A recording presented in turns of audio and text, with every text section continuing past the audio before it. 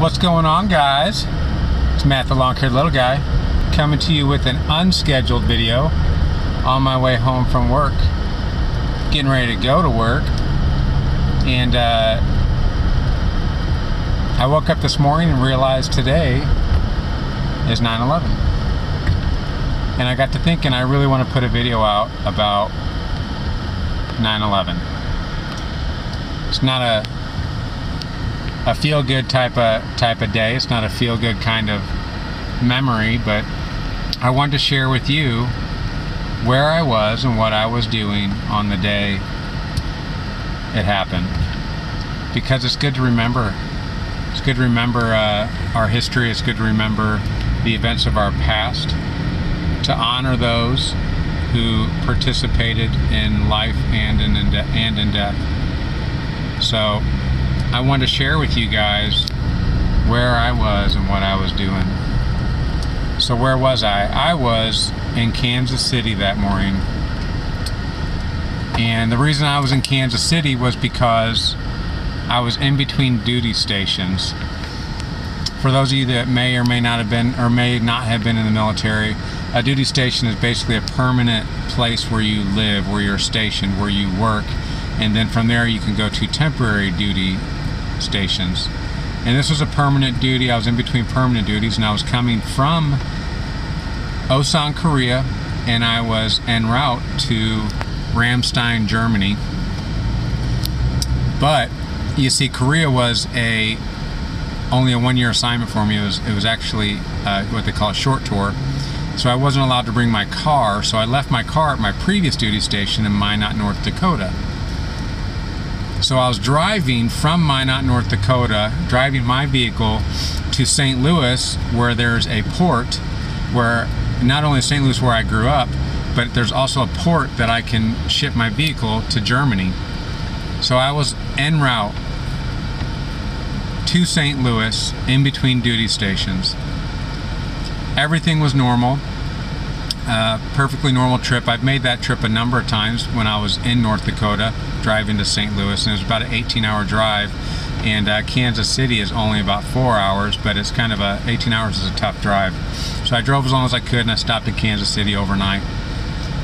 And I'm not the type to hang out very long in different places, so I basically, I'm sure I got in late, slept for a little bit, woke up that morning, and decided to grab some breakfast on the road. So I went to Hardees. If you don't know what Hardees is, you may be more familiar with Carl's Jr. They're both exactly the same restaurant, except it was Hardees in that part of the region, or part of the country. So I went through Hardees to get myself a bacon, egg, and cheese biscuit combo meal with some orange juice and, of course, their idea of hash browns. And I was in the drive-thru and hadn't turned the radio on yet, because I don't turn the radio on. I don't have any distractions until I get myself on the highway, and I can just kind of zone out on my road, and then I can listen to the radio without having to worry about where am I turning, am I going the right direction, all that type of stuff. So I hadn't turned the radio on yet, and I'm sitting in Hardee's drive-thru waiting for my meal, and then I grab my meal and I go to pay for it. And I remember that morning somebody had paid for my breakfast, which is really unusual. And I remember thinking about how unusual that was. I'm like, man, why would somebody do that? And I know that people do that often. And I still don't have any idea why that person paid for my breakfast. So I got my breakfast, and I get on the road, and I turn on the radio. I'm heading in my direction. I'm turning on the radio. And at that time, I didn't listen to a lot of talk radio or news or any of that type of stuff. It was always music. So I'm looking for music. I'm going from station to station to station, and I can't find nothing. I'm not even listening to what they're saying. It just seems like there's news on every single station, and I did not understand that. I'm like, why is news on every single station on the radio? What is going on here? But I'm not the type of guy that can have perfect silence. I gotta have a little bit of noise, okay? So I keep the radio on, and then it didn't take me too long before I started listening to what they were saying on the radio, and they were talking about how a plane hit a building in New York City. And immediately, guys, I'm telling you, immediately, I knew that it wasn't an accident. Immediately, I knew that it was an attack. You know, and I understand that some of you may be watching this and you might be saying, there's no way you could have known. You were jumping to conclusions quickly. It was assumptions at that time. You couldn't have known that. And maybe you're right. I don't know. But immediately I knew. That is so... You see, here's a little bit of background on me. I retired from the military, right? Not too long ago. I think it was 2016. December of 2016, so I'm almost 3 years retired now, and I've been known to be somewhat of a patriot, one that loves his country, one that loves our flag, loves our national anthem, just loves Americanism. But I wasn't always like that. You see, everybody has a moment in their life. Everybody who is a patriot, or anyone that has a love for country as I do, and I don't have the biggest love. I'm not claiming to be like, there's nobody loves my country more than me. I'm not claiming that at all. But what I'm saying is that anybody who is passionate about America has a moment where they understood that, where they understood what they felt about their country. And before that time, honestly, I could have really cared less about patriotism in general. I didn't join the military because I was a patriot. I didn't join the military because I wanted to serve my country. I joined the military because it was the best thing I had going for me at that time, and I didn't have a lot going for me at that time. I was doing things I shouldn't have been doing, and I wasn't a productive person in society. I wasn't a contributor. I was a consumer. I was a juvenile. I was selfish. And up until that point, see, because I spent 3.5 years in North Dakota and I spent a year in Korea.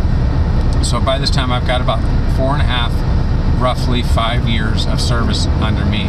And all of that time, I was serving for the reasons I just told you, is because it was still just my best option. I re-enlisted by that time because I served only 4 years and I had to re-enlist. And I re-enlisted because it was still giving me things that I wanted, and I didn't really have that concept of giving back to my country, of being a contributor to my country or to my society. I was still a consumer, but that morning it changed. That morning is when I became a patriot. That morning is when my life changed forever, like everybody's life changed. You know, we all were affected in different ways, but for me, that was the moment where my mind and my heart transitioned to realize that I was a part of something much, much, much bigger than myself, and what I did mattered. Because I fixed trucks. That's what I did for the military. I had my head under a hood, never saw an aircraft even though I was in the Air Force. I mean, I've seen an aircraft, but I'd never been close to one or any of that type of stuff. It was just a job, you know? You wake up, you go to work, and sometimes you're late, sometimes you get in trouble, you know, whatever. It's just a job. But that morning, what I thought was a job became part of who I was, because my identity changed. I became a patriot. I realized that our country is worth it. That morning, in that moment, on that radio, when I was annoyed because I couldn't find no music, all they were talking about was news. When I realized what had happened, I realized how important it was what I was doing, and I became a patriot. That's when my heart started turning away from myself and onto something, and realizing that there's things out there that are bigger than myself.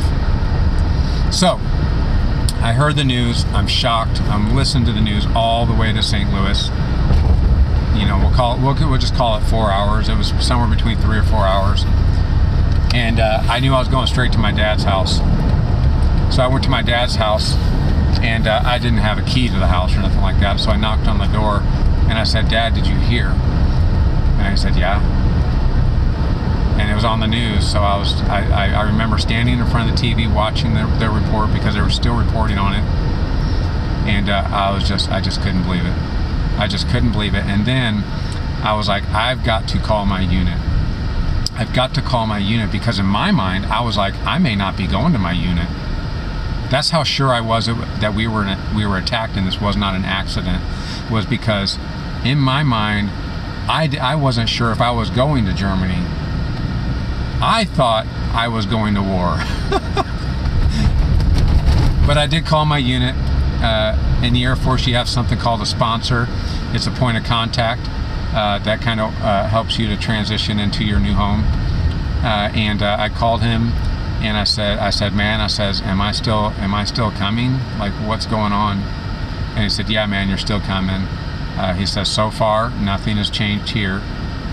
Just keep on coming and pressing on." So I was like, okay, all right.